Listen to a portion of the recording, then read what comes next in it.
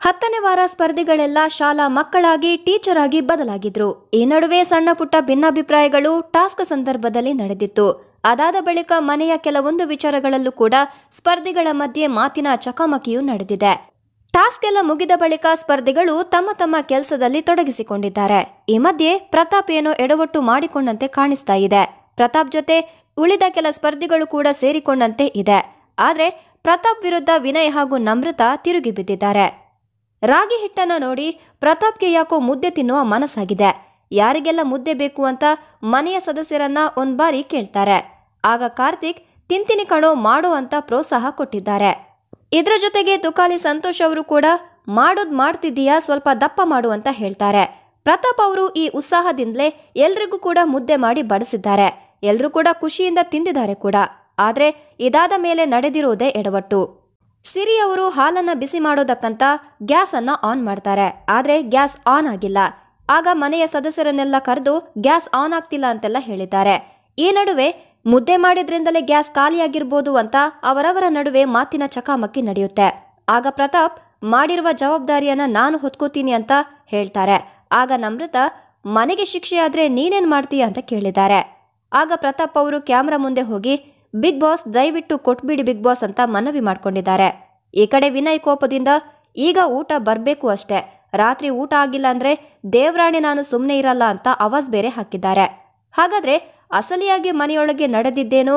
ರಾಗಿ ಮುದ್ದೆ ಮಾಡಿದ್ದೆ ತಪ್ಪಾಯ್ತಾ ಅಥವಾ ಮುದ್ದೆ ಮಾಡುವ ಹಂತದಲ್ಲಿ ಏನಾದ್ರೂ ತಪ್ಪಾಗಿರ್ಬೋದಾ ಎಂಬ ಪ್ರಶ್ನೆ ಪ್ರತಿಯೊಬ್ಬರಲ್ಲೂ ಇದೆ. ಅಂದಹಾಗೆ ಬಿಗ್ ಬಾಸ್ 10ನೇ ವಾರದ ಕೊನೆಯಲ್ಲಿದೆ. ಈ ವಾರ ಸ್ಪರ್ಧಿಗಳು ಶಾಲಾ ಟಾಸ್ಕ್ನಲ್ಲಿ ಉತ್ತಮವಾಗಿ ಭಾಗಿಯಾಗಿದ್ದಾರೆ. ಈ ನಡುವೆ ಜಗಳ, ಮನಸ್ತಾಪ, ನಗು, ಅಳು ಎಲ್ಲವೂ ಆಗಿದೆ. ಇದರ ಜೊತೆಗೆ ಯಾರು ಕಳಪೆ, ಯಾರು ಉತ್ತಮ ಪ್ರದರ್ಶನವನ್ನ ಕೊಟ್ಟಿದ್ದಾರೆ ಅನ್ನೋ ಚರ್ಚೆಯನ್ನು ಕೂಡ ಸ್ಪರ್ಧಿಗಳು ಮಾಡಿದ್ದಾರೆ. ಬಿಗ್ ಬಾಸ್ ಎಲ್ಲ ಸ್ಪರ್ಧಿಗಳಿಗೆ ಈ ವಾರ ಕಳಪೆ ಯಾರು, ಉತ್ತಮ ಯಾರು ಅಂತ ಒಮ್ಮತದಿಂದ ನಿರ್ಧರಿಸಿ ಹೇಳಿ ಎಂಬುದಾಗಿ ತಿಳಿಸಿದ್ದಾರೆ. ಹಾಗಾಗಿ ಒಬ್ಬೊಬ್ಬರೇ ಮುಂದೆ ಬಂದು ತಮ್ಮ ಪ್ರಕಾರ ಯಾರು ಕಳಪೆ ಆಟ ಆಡಿದ್ದಾರೆ, ಯಾರು ಉತ್ತಮ ಆಟಗಾರ ಅನ್ನೋದನ್ನ ತಿಳಿಸಿದ್ದಾರೆ. ನಮ್ರತಾ ಅವರು ಡ್ರೋನ್ ಪ್ರತಾಪ್ ಹೆಸರನ್ನ ತಗೊಂಡು ಪ್ರತಾಪ್ ಅವರು ನನ್ನ ಬಗ್ಗೆ ಹೇಳಿದ ಮಾತನ್ನ ಕೇಳಿ ತುಂಬಾ ಬೇಜಾರಾಯ್ತು, ಅದಕ್ಕೆ ಪ್ರತಾಪ್ನ ಕಳಪೆ ಅಂತ ಹೇಳ್ತಾರೆ. ತನಿಷಾ ಅವರು ಪವಿ ಅವರು ಕಳಪೆ ಪ್ರದರ್ಶನ ಕೊಟ್ಟಿದ್ದಾರೆ. ಪವಿ ಎಲ್ಲಾ ಟಾಸ್ಕ್ನಲ್ಲೂ ಚೆನ್ನಾಗಿ ಆಡಿದ್ರು, ಆದ್ರೆ ಎಲ್ಲೋ ಒಂದ್ ಕಡೆ ಸ್ವಲ್ಪ ಅವರ ಪರ್ಫಾರ್ಮೆನ್ಸ್ ಕಳಪೆಯಾಗಿತ್ತು ಅಂತ ನನ್ಗೆ ಅನ್ಸಿತ್ತು. ಹಾಗಾಗಿ ಈ ವಾರದ ಕಳಪೆ ಪಟ್ಟ ಪವಿಗೆ ಅಂತ ಹೇಳಿದ್ದಾರೆ. ಇನ್ನು ಕಾರ್ತಿಕ್ ಅವರು ಕೂಡ ಪವಿ ಹೆಸರನ್ನ ತಗೊಂಡಿದ್ದಾರೆ. ಪವಿ ಅವರು ಈ ವಾರದ ಟಾಸ್ಕ್ನಲ್ಲಿ ಎಲ್ಲೋ ಒಂದ್ ಕಡೆ ಹಿಂದೆ ಬಿದ್ದಿದ್ದಾರೆ ಅಂತ ಅನ್ನಿಸ್ತು. ಹಾಗಾಗಿ ಅವರ ಇನ್ವಾಲ್ವ್ಮೆಂಟ್ ಅಷ್ಟೇನು ನನಗೆ ಕಂಡು ಬಂದಿಲ್ಲ ಅಂತ ಕಾರ್ತಿಕ್ ಅವರು ಪವಿಗೆ ಕಳಪೆ ಕೊಟ್ಟಿದ್ದಾರೆ. ಹೀಗೆ ಅತಿ ಹೆಚ್ಚು ಕಳಪೆ ಪಟ್ಟ ಪಡ್ಕೊಂಡು ಪವಿ ಪೂವಪ್ಪ ಜೈಲಿಗೆ ಹೋಗಿದ್ದಾರೆ. ಇನ್ನು ಈ ವಾರದ ಉತ್ತಮ ಪ್ರದರ್ಶನವನ್ನ ತುಕಾಲಿ ಸಂತೋಷ್ಗೆ ನೀಡಲಾಗಿದೆ. ಇದೆಲ್ಲ ಒಂದು ಕಡೆಯಾದ್ರೆ ಇದೀಗ ಮೈಕಲ್ ಬಗ್ಗೆ ಸೋಷಿಯಲ್ ಮೀಡಿಯಾದಲ್ಲಿ ಸಿಕ್ಕಾಪಟ್ಟೆ ಚರ್ಚೆ ಆಗ್ತಾ ಇದೆ. ಮೈಕಲ್ ವರ್ತನೆ ಯಾಕೋ ಮಿತಿ ಮೀರಿದಂತೆ ಕಾಣಿಸ್ತಾ ಇದೆ. ಮೊದಲಿದ್ದ ಮೈಕಲ್ಗೂ ಒಂದೆರಡು ವಾರದಿಂದ ಕಾಣಿಸಿಕೊಳ್ತಾ ಇರುವ ಮೈಕಲ್ಗೂ ತುಂಬಾನೇ ವ್ಯತ್ಯಾಸ ಇದೆ ಅಂತ ವೀಕ್ಷಕರು ಕಾಮೆಂಟ್ನಲ್ಲಿ ಹೇಳಿದ್ದಾರೆ. ಹಾಗಾಗಿ ತುಂಬಾ ಜನರ ಪ್ರಕಾರ ಮನೆಯ ಮತ್ತೊಬ್ಬ ವಿನಯ್ ಆದ್ರ ಎಂಬ ಪ್ರಶ್ನೆಯನ್ನ ಹೊರಹಾಕಿದ್ದಾರೆ. ಹೌದು, ಬಿಗ್ ಬಾಸ್ ಮನೆಯಲ್ಲಿ ತಮ್ಮ ಕಠಿಣ ಮಾತು, ಒಮ್ಮೊಮ್ಮೆ ಅಹಂಕಾರದ ವರ್ತನೆಯಿಂದ ವಿನಯ್ ಅವರು ಅಗ್ರೆಸಿವ್ ಆಟಗಾರ ಅಂತ ಹೆಸರನ್ನ ಪಡ್ಕೊಂಡಿದ್ದಾರೆ. ಆದ್ರೆ ಈಗ ಮನೆಯಲ್ಲಿ ಇನ್ನೊಬ್ಬ ಮೈಕಲ್ ಹುಟ್ಟಿಕೊಂಡಿದ್ದಾರೆ. ಬಿಗ್ ಬಾಸ್ ಮನೆಯಲ್ಲಿ ಸಖತ್ ಅಗ್ರೆಸಿವ್ ಆಟಗಾರ ಯಾರು ಅಂದ್ರೆ ವಿನಯ್ ಹೆಸರನ್ನೇ ಸೂಚಿಸೋದು.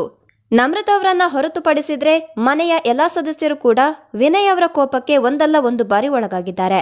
ಮೈಕಲ್ ಕೂಡ ಕಳೆದ ವಾರ ವಿನಯ್ ಕೋಪಕ್ಕೆ ಒಳಗಾಗಿದ್ರು. ಆದ್ರೆ ಕಳೆದ ವಾರದ ಗಂಧರ್ವರು ಮತ್ತು ರಾಕ್ಷಸರು ಟಾಸ್ಕ್ನ ನಂತರ ನಡೆದ ವಾರದ ಪಂಚಾಯಿತಿಯಲ್ಲಿ ಸುದೀಪ್ ಅವರು ಕೆಲ ಬುದ್ಧಿಮಾತನ್ನ ಹೇಳಿದ ಬಳಿಕ ವಿನಯ್ ಅವರು ಸ್ವಲ್ಪ ಸೌಮ್ಯವಾಗಿ ನಡ್ಕೊಂಡಿದ್ದಾರೆ. ಆದ್ರೆ ಆಗಾಗ ಮಾತಿನಲ್ಲಿ ಕಠೋರತೆ ಇದ್ರೂ ಕೂಡ ಕಳೆದ ವಾರದಷ್ಟು ಇಲ್ಲ. ಆದ್ರೆ ಈ ವಾರ ಅವರ ಶೂ ಒಳಗೆ ಇನ್ನೊಬ್ರು ಕಾಲು ತೂರಿಸಿದಂತೆ ವರ್ತಿಸಿದ್ದಾರೆ. ಅದೇ ಮೈಕಲ್ ಅಜಯ್. ಮೈಕಲ್ ಅಜಯ್ ಮೊದಲಿನಿಂದಲೂ ಕೂಡ ಆಟಕ್ಕೆ ನಿಷ್ಠರಾಗಿದ್ದವರು. ಅವರು ಆಡುವ ರೀತಿಗೆ, ಅಭಿಪ್ರಾಯಗಳನ್ನ ನಿಷ್ಪಕ್ಷಪಾತವಾಗಿ ನೀಡ್ತಾ ಇದ್ದ ರೀತಿಗೆ ಜಂಟಲ್ ಮ್ಯಾನ್ ಅಂತಲೇ ಕರೆಸಿಕೊಂಡಿದ್ರು. ಕಲಾವಿದನಲ್ಲದೇ ಇದ್ರು, ಕನ್ನಡಿಗರಿಗೆ ಹೆಚ್ಚು ಪರಿಚಯವೇ ಇಲ್ಲದೇ ಇದ್ರೂ ಕೂಡ ಅವರು ಆಡುವ ರೀತಿ, ವ್ಯಕ್ತಿತ್ವವನ್ನ ನೋಡಿ ಹಾಗೆ ನೇರವಾಗಿ ಮಾತಾಡೋದ್ರಿಂದ ಪ್ರೇಕ್ಷಕರು ಹಾಗೂ ಮನೆಯ ಸದಸ್ಯರು ಕೂಡ ಅವರನ್ನ ಉಳಿಸಿಕೊಂಡೇ ಬಂದಿದ್ರು. ಆದ್ರೆ ಮೈಕಲ್ ಅವರು ಈ ವಾರ ತೋರಿದ ವರ್ತನೆ ಅವರ ಹಿಂದಿನ ವಾರಗಳ ವರ್ತನೆಗೂ ಅಜಗಜಾಂತರ ವ್ಯತ್ಯಾಸವಿದೆ. ಕಳೆದ ವಾರ ನಡೆದ ಗಂಧರ್ವರು ಹಾಗೂ ರಾಕ್ಷಸರು ಟಾಸ್ಕ್ನ ನಂತರ ಮನೆಯ ವಾತಾವರಣವನ್ನ ತಿಳಿ ಮಾಡೋದಕ್ಕೆ ಸ್ವಲ್ಪ ಲೈಟ್ ಆದ ಟಾಸ್ಕ್ ಅನ್ನ ಬಿಗ್ ಬಾಸ್ ಕೊಟ್ಟಿದ್ರು. ಶಾಲಾ ವಾತಾವರಣವನ್ನ ಮರುಸೃಷ್ಟಿ ಮಾಡಲಾಗಿತ್ತು. ಸ್ಪರ್ಧಿಗಳೆಲ್ಲ ವಿದ್ಯಾರ್ಥಿಯಾದ್ರು, ಶಿಕ್ಷಕರಾದ್ರು. ಟಾಸ್ಕ್ ಸಂದರ್ಭದಲ್ಲಿ ಮೊದಲ ದಿನ ಮೈಕಲ್ ಕನ್ನಡ ಶಿಕ್ಷಕನಾಗಿ ಚೆನ್ನಾಗಿ ಟಾಸ್ಕ್ ಅನ್ನು ನಿರ್ವಹಿಸ್ತಾರೆ. ಆನಂತರ ಟಾಸ್ಕ್ನಲ್ಲಿ ಸರಿಯಾಗಿ ತೊಡಗಿಸಿಕೊಳ್ಳಿಲ್ಲ. ಇತರ ಸದಸ್ಯರು ಟಾಸ್ಕ್ ಆಡುವಾಗ ಮೈಕಲ್ ಸರಿಯಾಗಿ ಸ್ಪಂದಿಸದೆ ಅಸಹಕಾರವನ್ನು ತೋರಿದ್ದಾರೆ. ಅವರ ಉತ್ತರಗಳು ಕೂಡ ಸ್ವಲ್ಪ ಅಹಂಕಾರದಿಂದಲೇ ಇತ್ತು. ಟಾಸ್ಕ್ ನಡೆಯುವ ಸಮಯದಲ್ಲಿ ಮನೆಯ ಸದಸ್ಯರ ಬಗ್ಗೆ ಅಭಿಪ್ರಾಯಗಳನ್ನು ಹೇಳುವಾಗ ಸಂಗೀತ ಮತ್ತೆ ಡ್ರೋನ್ ಪ್ರತಾಪ್ ಅವರ ಬಗ್ಗೆ ಬಹಳ ಕಠಿಣವಾದ ಮಾತುಗಳನ್ನ ಉದ್ದೇಶಪೂರ್ವಕವಾಗಿ ಮೈಕಲ್ ಬಳಸ್ತಾರೆ. ವಿನಯ್ರ ಅಗ್ರೆಸಿವ್ ವ್ಯಕ್ತಿತ್ವವನ್ನೇ ಮೈಕಲ್ ಅವರು ಪ್ರತಿಬಿಂಬಿಸುವಂತಿತ್ತು. ಡ್ರೋನ್ ಪ್ರತಾಪ್ಗೆ ವ್ಯಕ್ತಿತ್ವವೇ ಇಲ್ಲ, ಅವನನ್ನ ಸ್ಪರ್ಧಿ ಅಂತ ನಾನು ಪರಿಗಣಿಸೋದಿಲ್ಲ, ಅವನೊಬ್ಬ ವೇಸ್ಟ್ ಬಾಡಿ ಎಂಬ ರೀತಿಯಲ್ಲಿ ಮಾತನಾಡಿದ್ರು. ಸಂಗೀತ ಬಗ್ಗೆ ಕೂಡ ಕಠೋರವಾದ ಮಾತುಗಳನ್ನ ಆಡಿದ್ದಾರೆ. ತೀರಾ ಸಣ್ಣ ವಿಷಯಕ್ಕೆ ಕಾರ್ತಿಕ್ ಜೊತೆ ಕೂಡ ಉದ್ದೇಶಪೂರ್ವಕವಾಗಿ ಮೈಕಲ್ ಜಗಳವಾಡ್ತಾರೆ. ಕಾರ್ತಿಕ್ ಅವರನ್ನ ಬೇಕು ಅಂತಲೇ ಕೋಪಗೊಳಿಸಬೇಕು ಅಂತ ಅಹಂಕಾರದಿಂದ ಮಾತನಾಡ್ತಾರೆ. ಇದೆಲ್ಲವೂ ವಿನಯ್ರ ಕಳೆದ ವಾರದ ವರ್ತನೆಯನ್ನ ನೆನಪು ಮಾಡುವಂತೆ ಇತ್ತು.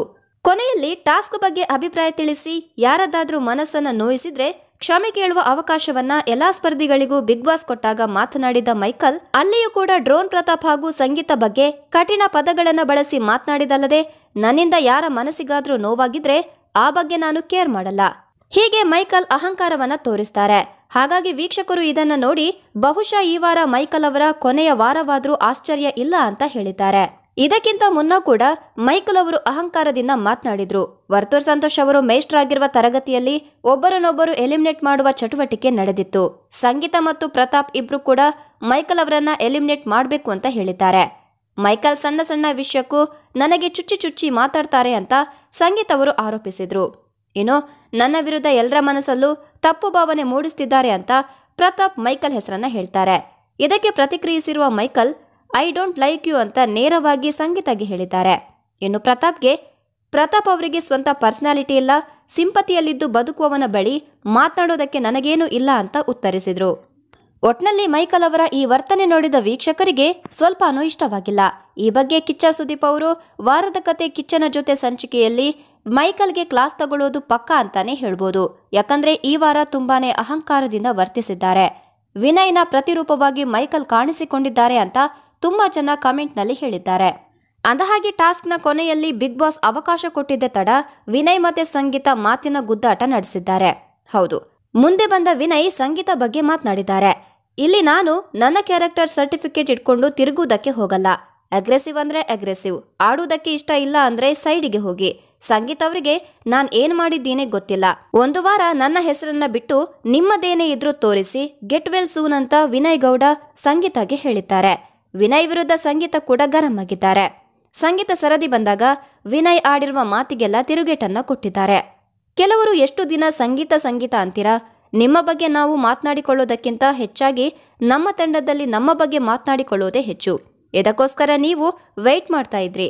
ಇವತ್ತು ನಾನು ವೆಯ್ಟ್ ಮಾಡ್ತಾ ಇದ್ದೆ. ನಿಮ್ಮ ಬಗ್ಗೆ ನಂಗೆ ಮಾತನಾಡೋದಕ್ಕೆ ಇಷ್ಟವೇ ಇಲ್ಲ. ಹೀಗೆ ಒಬ್ಬರಿಗೊಬ್ಬರು ತಮ್ಮ ಮಾತಿನ ಮೂಲಕ ಜಗಳ ಮಾಡ್ಕೊಂಡಿದ್ದಾರೆ. ನಿಮ್ಮ ಪ್ರಕಾರ ಬಿಗ್ ಬಾಸ್ ಮನೆಯಲ್ಲಿ ಯಾರದು ಸರಿ ಯಾರದು ತಪ್ಪು ಅನ್ನೋದನ್ನ ಕಮೆಂಟ್ನಲ್ಲಿ ತಿಳಿಸಿ ಅಂತ ಹೇಳ್ತಾ ಈ ವಿಡಿಯೋವನ್ನ ಇಲ್ಲಿಗೆ ಮುಗಿಸ್ತಾ ಇದ್ದೀನಿ. ಧನ್ಯವಾದ.